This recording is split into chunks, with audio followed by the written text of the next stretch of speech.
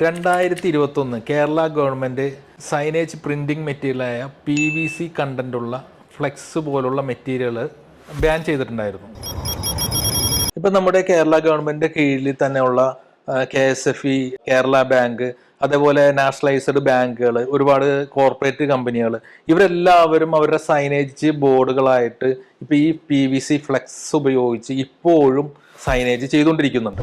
എന്നാൽ PVC ഫ്രീയും echo ഫ്രണ്ട്ലിയുമായിട്ടുള്ള ഒരുപാട് മെറ്റീരിയലുകൾ നമ്മൾക്ക് അവൈലബിൾ ആണ്.